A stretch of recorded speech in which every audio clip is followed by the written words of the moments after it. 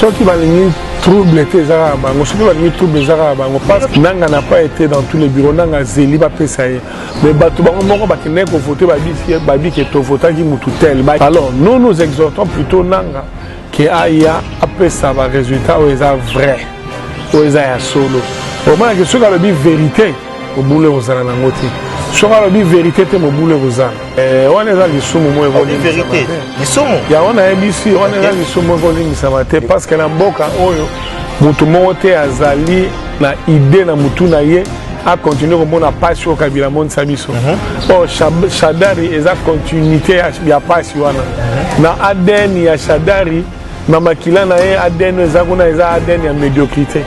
Siko yo ki ne roba na ye que notre peuple congolais a voté à continuer au nom de quoi?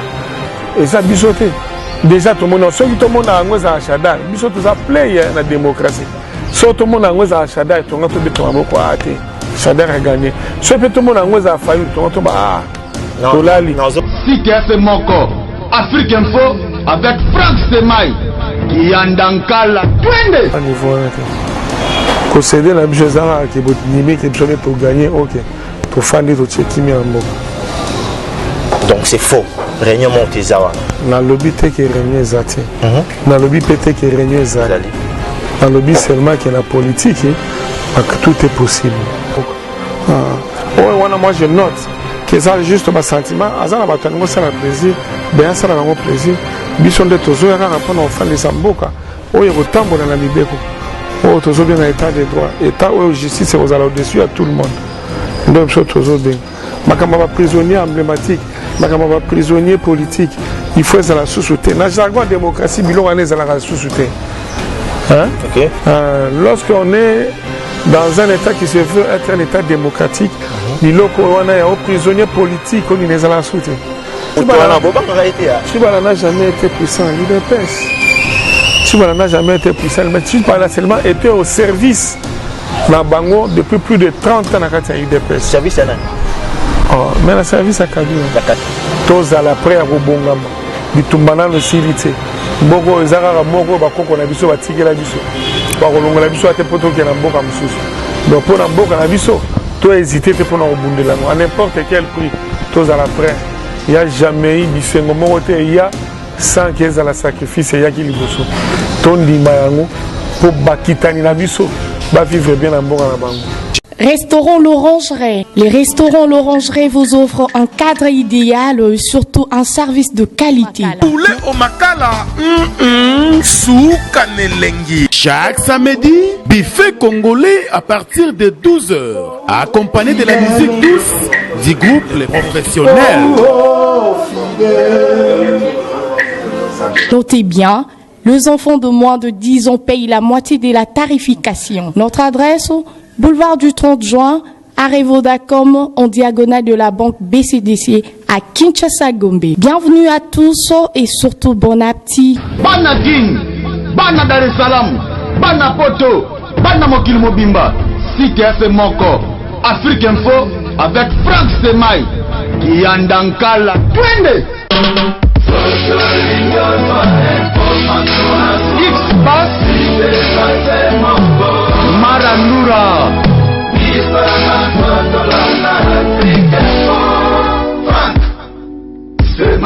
Bonne année à vous tous et qui serez sûrement branchés pour suivre ces énième numéro à travers ces vecteurs communicationnels www.afriqueinfo.net. Madame, Messieurs, bonjour et merci pour cette confiance que vous accordez à ces sites. Aujourd'hui, nous revenons encore une fois pour vous parler d'activité politique parce que ça vaut de l'or. Vous savez, l'RDC est outil que nous avons, candidat à Bango, présidence et pourquoi pas la députation toute la nationale et provinciale. Aujourd'hui, Madame et Messieurs, nous sommes gâtés puisque nous avons sur ce plateau un pressenti candidat député ou on peut l'affirmer député parce que déjà après l'hiver PV, procès verbaux, à vie, à vote, vous allez comprendre, il s'agit de M. David Moukeba avec lui pour commenter l'actualité. Je m'en vais comme ça durera. Bonjour à mon invité. Là, je signale, après 4 jours d'interruption, ils ont quitté. Donc, on vous sert tous obligés tout qui nous côté ces missions à Brazza parce que tout est bien beaucoup qui vont la volonté sans savoir ce qui se passe en RDC. Bonjour David. Bonjour Mike. Santé, bonne. Ouais, santé petit à petit après misala makaso tout ça là. Tout ça reconstituer santé c'est quoi tout refaire santé mais en général ça va. Dès l'entrée de ces plateaux, dans le moment d'actualité, où il y a qui déroulement et l'élection. Il y a un adage, j'aimerais bien le préciser, il a promis, il a réalisé. Lui, c'est Joseph Kabila. Et puis, cette année, aux élections, malgré Bobo Yaki, Bobo Nonzi Maté, mais au moins, vous féliciter. Non, on a félicité, les cadeaux de ça va Congolais, les avantage, privilège, c'est un droit qui revient aux Congolais, n'est-ce pas? Et il faut signaler en passant qu'il fallait tous les élections depuis 2016. Donc, ceux qui ont voté, justement parce que tous les bateaux qui ont respecté mes côtés, bateaux qui ont violé mes côtés en boca. Il y a qui ont 2 ans après. Mais moi je pense que Moutoyo a été Sabino et l'autre fallait Sabino. Après Sabino 2 ans après, lui appartient plutôt hier à sa mandat à 5 pardon au peuple congolais pour les qui s'est dit Tango Béré. Donc, ils ont mérité félicitations. Non. Donc les années là Mota Kabeli va congolais. Ils ont droit à biso mais toujours on a retard. Aujourd'hui on a retard. OK. Bien que on a retard, problème est c'est que total toujours fongola mis surtout là après élection de Tosali et l'ordine au salam. Donc toujours continuer bitumba dans les séries tout ça on a 4 bitumba. Vous êtes toujours dans 4 bitumba, ce qui tokuki qu'on analysé déroulement et élection. Ça a été quand même l'autre qui était fier. Élection est organisée sans frais de la communauté internationale ou bien occidentaux, surtout. Tout ça satisfait l'élection. Non, ça n'a rien à voir avec l'intervention financière, il y a l'Ibandato et Akati. Comprenez? Ça dit que le monde est un monde comme un tout. Donc les gens s'interdépendent.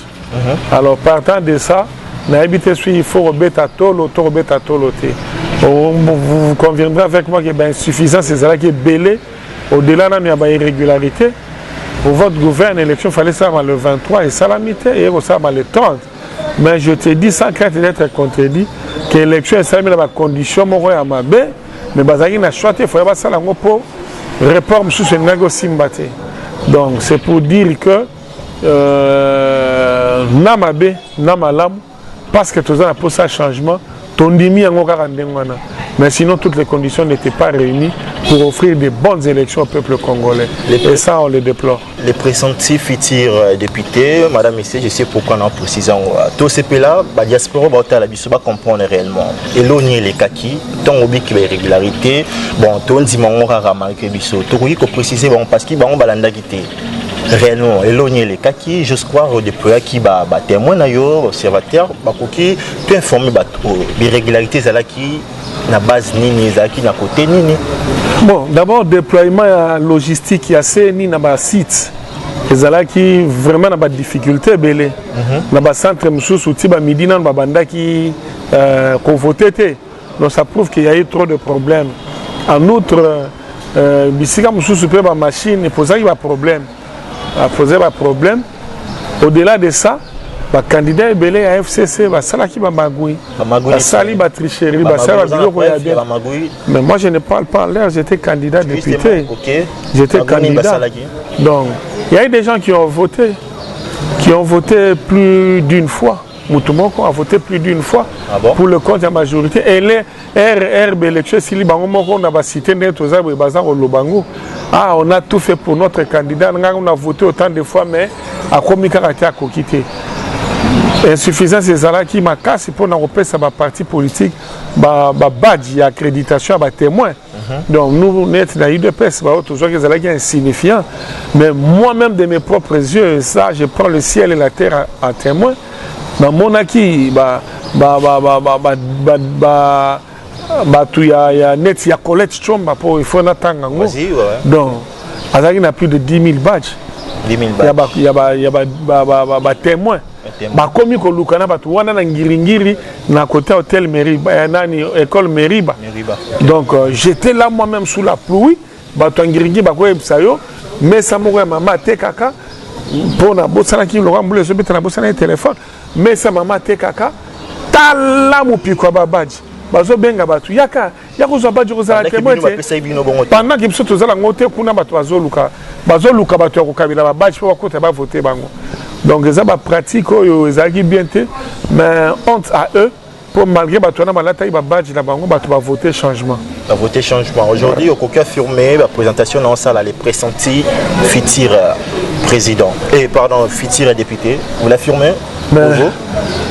La ambition que le moment venu pour on appelle ça électeur n'angagno surtout bana ya bandal bana ya funa mais anticipativement déjà nazo pesa pour musalo bosala ki na ba centre nyo surtout na ba bureau de vote et mon ami que boza vraiment la soif ya changement et naza je n'ai pas peur ya ko ebisa déjà que ozoko certaine ngolobi yo po tuni yango kaka na mutuna po ndenge zala mais na motema oza mopandisa ngona yebi ko tambola ki na ba centre belé oyebi po moni oyoki pe ndenge bato bazoloba. Donc toza déjà wana toza non seulement la législative mais aussi la provinciale. Donc bana ya funa bana ya bandalungwa ba accompagner biso et coup de chapeau na bango dans basali du bon job. Parlons-en, les messieurs, ils ont la publication au Lelopé Tokolobaki et causé Bakatabiso internal. C'est-à-dire quoi? La CENI annonçant qu'ils ont bien avant, il y a une commission qui habilité à annoncer l'élection, que ce soit provisoire, parce que le cours constitutionnel a habilité à l'émissa résultat définitif. Mais bien, tout le monde agitation, on peut le dire ainsi, agitation IDPS, pour dire cash, tout le monde est la bulle à la mouka, pareil, tout le monde FCC. Salibongo, bobimisi ba procès verbaux belé. Okuna nane kinga nutagani, okuna Fayulu, okuna Félix, okuna Chadari. Est-ce que monité vous sali mabe il fallait attendre quand même que CENI comme mazana habilité on a européen sa résultat provisoire à ça mais bien vous s'agiter. Non, nous autres s'agiter ça dit la CENI a osé là après ça ma résultat officiel. N'est-ce pas? Provisoire. Officiel, c'est-à-dire les officiels, les provisoires, les définitifs, les officiels. On les a canaux officiels. Mais c'est aussi légitime. Na batu na ba organisation na bango, n'est-ce pas? Ba pesa ba pronostic na bango. Ba pesa ba moni. Là vous n'allez pas interdire aux gens de faire ça jamais. Netingande na monagi na ba bisika msusu donc na ba bureau presque nyo surtout na battre ba muya ya ba bazido yo pexanga pour ou bien batu na nzelo pexa ba ba ebisa. Vas-y. Oh, mais on a besoin kala. Yo pekisa bato bazo tambola na nzela ba ebisa yo ke nota na bureau nga na zalaki na moni David a gagné, Basile a gagné, Mouya a gagné, Chomba a gagné, mais au pekisa bango te. Non, c'est ça. Il faut que place la limite dans les alliés pour respecter la liberté à Baninga. Donc en termes il y a communication, en termes il y a goloba pourvu que mutua a fingate a violon mauvais côté Europe qui s'est le battre le kauti au monde. Il y a un dozo kabatu ba moni donc il y a un paye pour tout nga mutuna na poso na zara na eshua que nga otuna nga ngote. Onga gol baga bo moni ndeni mais yo moko na mutuna non na carte de jour bombi et bombi koleksa que non il a gagné l'équipe déjà. Alors le roi yo journaliste sur l'ambiance na ndenge non nga na ebisi battre na l'équipe déjà. Oleki Félix P à l'équipe. Mais on est à Tembete, yo seconde yo katina kokola akokolik. En fait, on a vraiment réaliste, on a véridique. Ndenge zawana monde entier entre Félix Tshisekedi et Fayulu. Chada, il ne faut même pas les citer, il ne faut même pas parler de lui. Tu vois, pour sali ba forcing à salagite simbite na suka na ngona mamo liva monique et bateau zinda aye au secours. Mais malgré aye secours, vous avez bien suite ces arrêtés. Bon, et si quand moroté attend na bureau moroté, même na manière matin na bureau moroté Chada Abimi premier. Donc biso tozo bangate pour na kolobaki no Félix n'a gagné l'élection.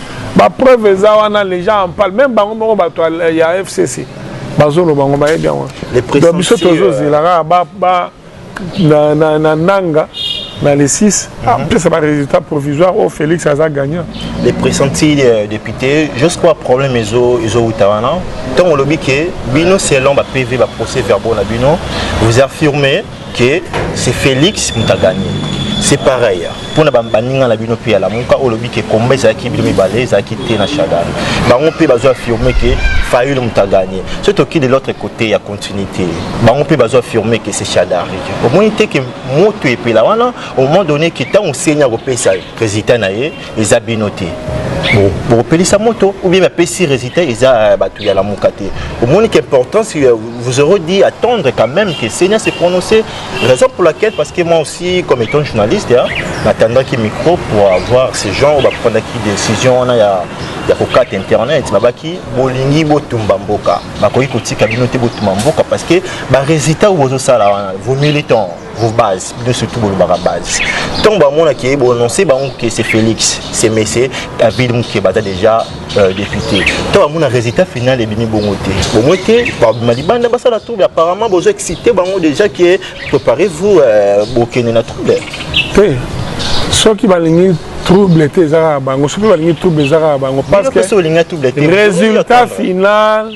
résultat final et que vous allez jamais en désaccord na avis à grande majorité au moment où na traîné batba qui n'a pas voté nanga n'a pas été dans tous les bureaux nanga zeli ba pesa mais batu bango moko ba qui n'a pas voté babi qui to vota qui mutu tel ba yebi mutu ba vota qui donc vous n'allez pas interdire à ces gens là déjà c'est ce que je veux dire.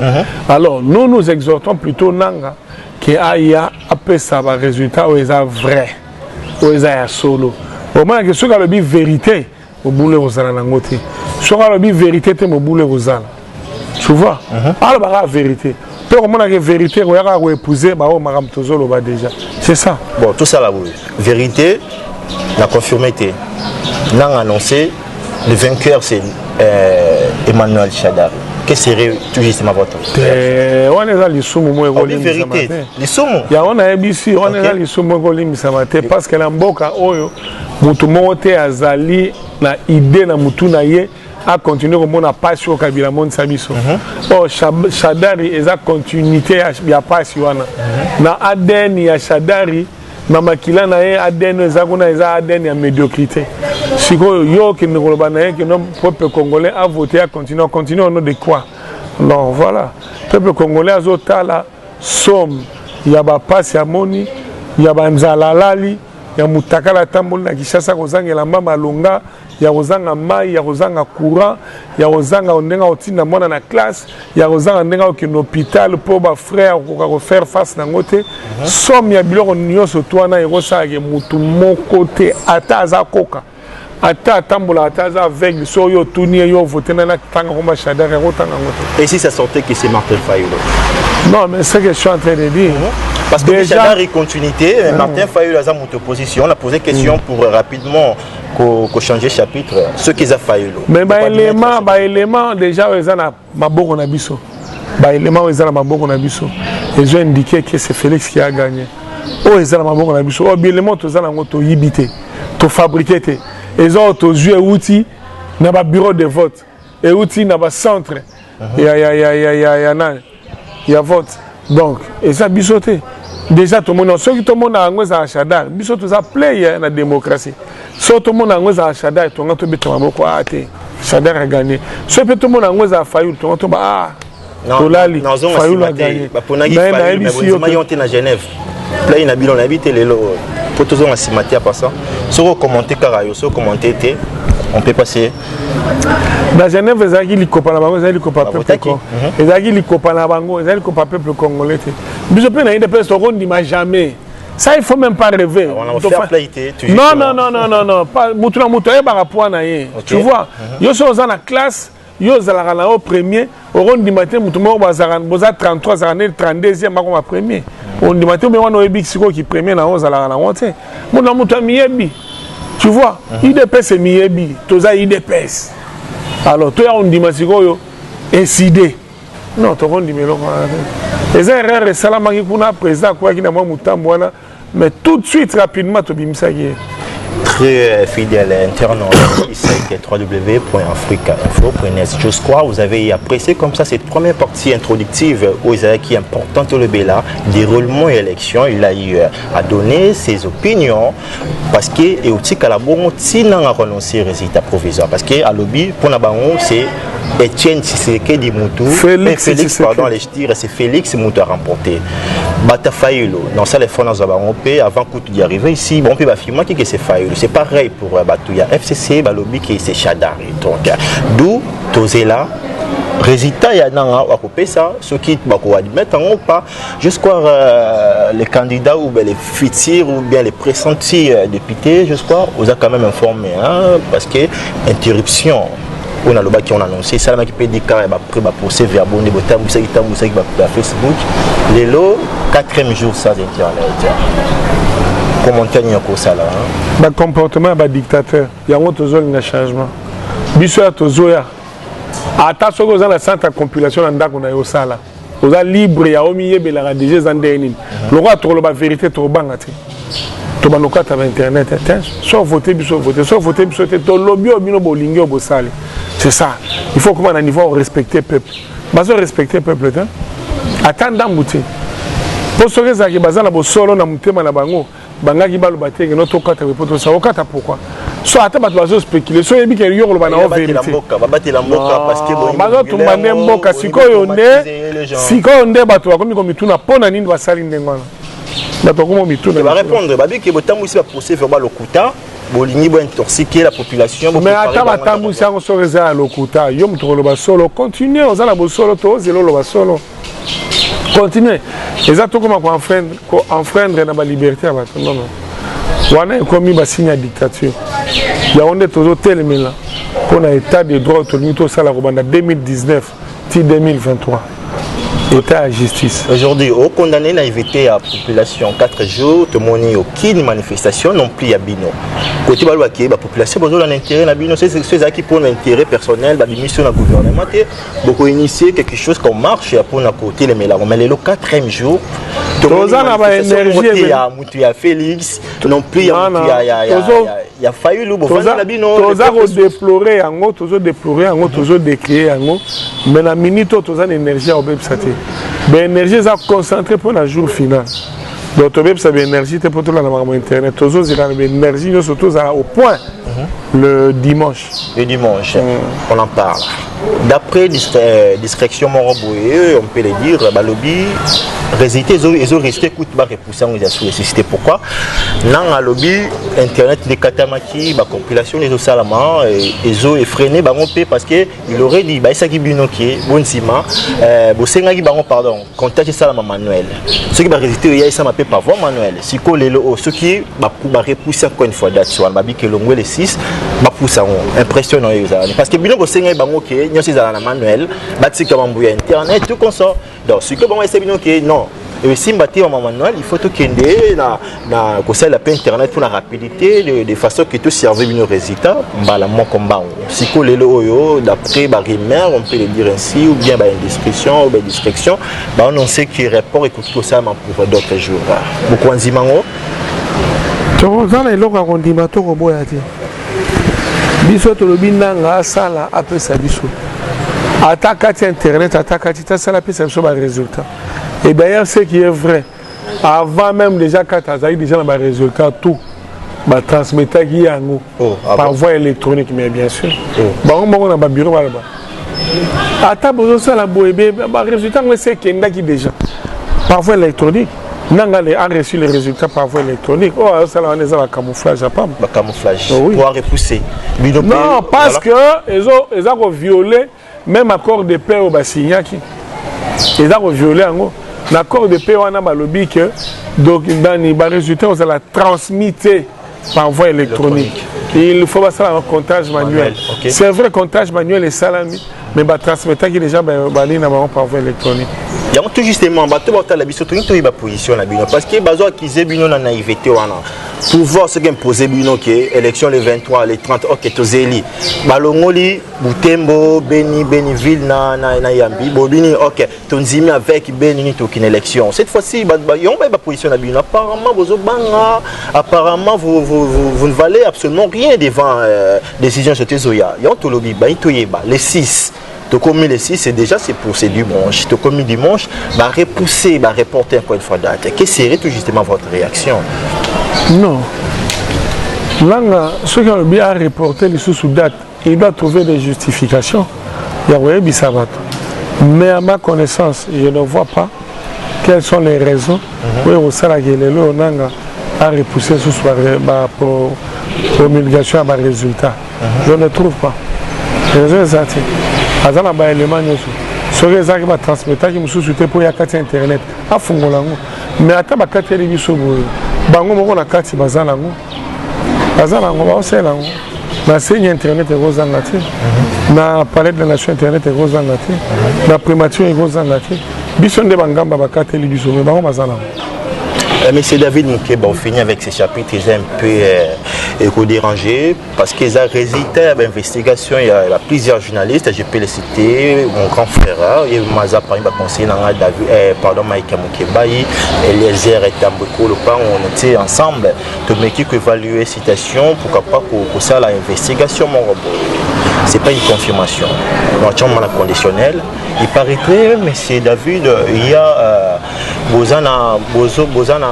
la réunion secrète entre IDPS, Félix, na pouvoir en place Kabila.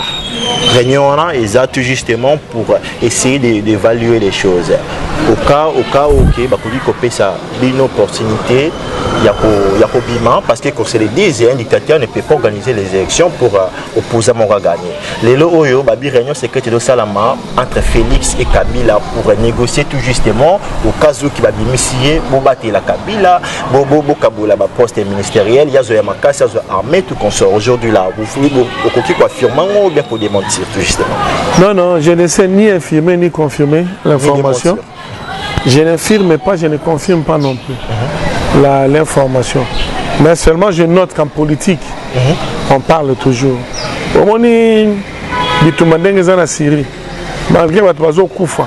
Mais diplomatie, ils travaillent toujours. Toujours. Donc ce n'est pas exclu que les lots ceux qui vont sur le bas sur le ce pays le consulat mais ceux qui ça là on paie bon bobi on prend maintenant vous pèse topé sibino gouvernement ministère pourquoi pas il y a intérieur bozi important poste ministériel beaucoup il peut concéder du côté ba mon qui trahison il est saison il trahir la population non tout ça à niveau là concéder la bijazara qui nimé qui besoin de gagner OK to fandi to checker mi amboka. Donc c'est faux. Réunion Montezawana. Na lobby te qui réunion zati. Na lobby pété qui réunion zali. Na lobby seulement que la politique tout est possible en politique. Mais ceux qui réunion zati na habité. Tu peux espérer pourquoi pas un jour tout le monde en coalition la Moka na cache base nation ensemble. Au cas où qui est pouvoir ou bien non à des ces résultats pour Emmanuel Chadari. On peut l'espérer. Je ne pense pas. Ah bon? Mais c'est David Moukebelo, ils ont bien, ils ont avantagé pour la population. Justement, ça dit quoi? Bon, il y a force, tout le monde en nouveau, parce qu'ils ont le vous avez des gens ensemble. Bon, le au cas où qui va bien ici, Chadari, bon, Sangana, bon, Boundisaï. Bon, il était côté, bah, moi, qui est position, ils ont un peu suspect. Parce que, franchement, on n'a pas comme étant journaliste, je parle comme étant patriote. Dans mon île, on a été dérangé que les loyaux, la Mouka, bon, Sangana, sous la cache. Mais il y a lobby qui c'est pas possible. En politique, tout est possible. Tout en politique est possible. J'ai seulement dit que je n'infirme pas, je ne confirme pas non plus. Mais la politique, nous sommes tous possible. En politique, nous sommes possible. Pourvu que l'intérêt est convergé vers la même direction. Tout est possible. On finit avec cette partie, tout justement, les mesures de grâce, le président sortant, Joseph Kabila, aligné Kobimi, ça va prisonnier, d'une liste plus ou moins 300. Mais parmi Bango, tu évité apparemment prisonnier emblématique, Jekoko, Diomi Ndonga, la base liste.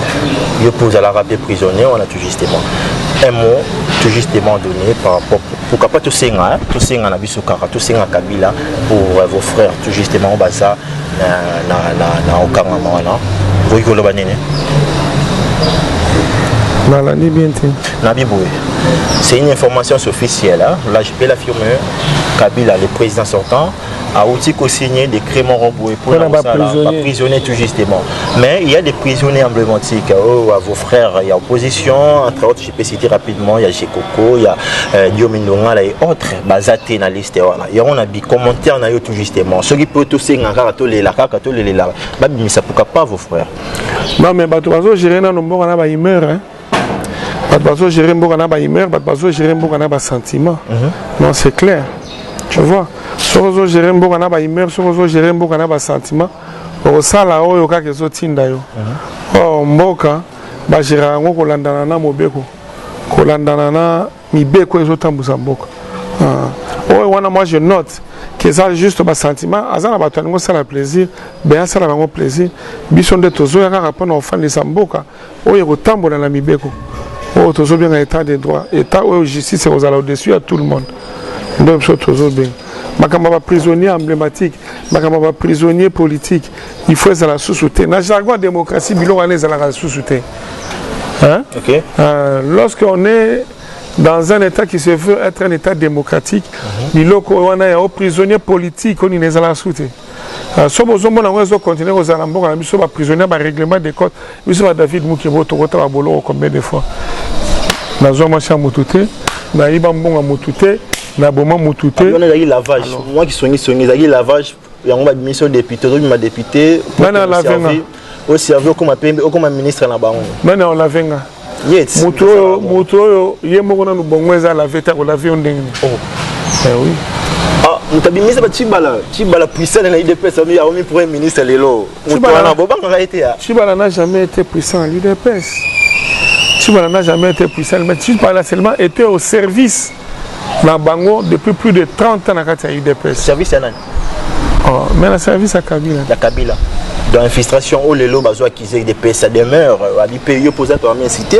Mais on a lancé une unité pour notre temps. Il y opposer aux autres travailler pour les l'UDPS, c'est le plus grand parti. Et Moutoulo, surtout à la pouvoir, sur la UDPS, il a tout un budget qui le vote. Quand on prend une noyauté UDPS, parce qu'à Zana, nous avons la démocratie. Tu vois? Alors, à Zana, nous avons la démocratie. UDPS, il faut bangisa. Alors, UDPS, il faut bangisa. Il faut un bongo pour nous débaucher à UDPS. Tu vois? Gaï, Bakoki, Bakoki, Tchana, Moulongwana, Batouan, Ozorobana, Baebi, qui est David Moukembe? Ngana niveau aux agents à renseignement. Ngapé na niveau au la double GT. Les autres zabatu sont na ina zalana bino na zamba na moko. Tu vois, biloko ozolo bana batandela nga ngona mesa.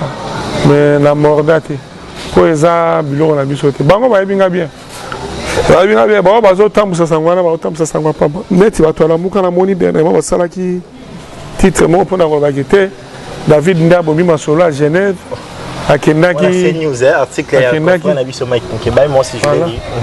Alors donc yenda kendaki ko sala mobulu wana pour na komisa bato yense banini. Mais ce que ça pour le bien peuple congolais ngana ndimi.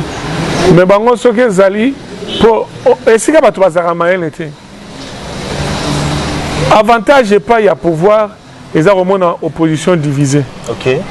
Si que bango bazolo ba ke non ngai na zanatina maki na pouvoir parce que pendant que nous rebondissons nani Genève. Okay. Oh Genève et bien c'est là ils ont déjà candidat ou azaki bango bazo ba candidat faible. Ba pesa ki écoute kombo soki ni na na batu na bango nani. Donc ils avaient tout intérêt à ça être Genève et tika les loro moko pour candidat na azaki faible pour ba gagner facilement. Bon den ba pesa nga susu mbongo pour ba ki no bimsa Félix as candidat fort pour ça la bango. Tu vois que c'est contradictoire. Alors, donc, il y a un autre côté. Et là qui sera à grandeur à Moutou. Donc, nous continuons à travailler pour notre pays.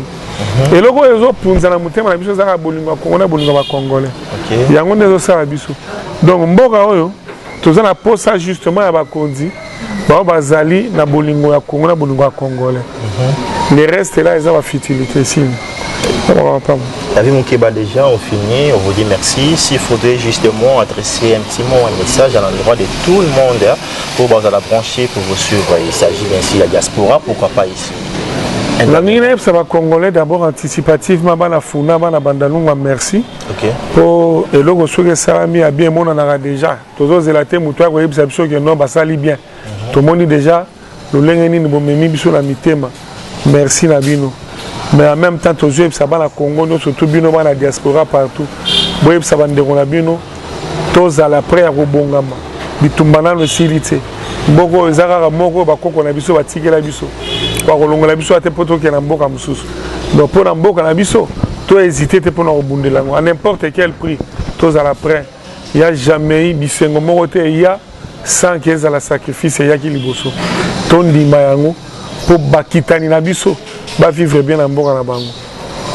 Merci, monsieur David Moukeba. Je vous en prie.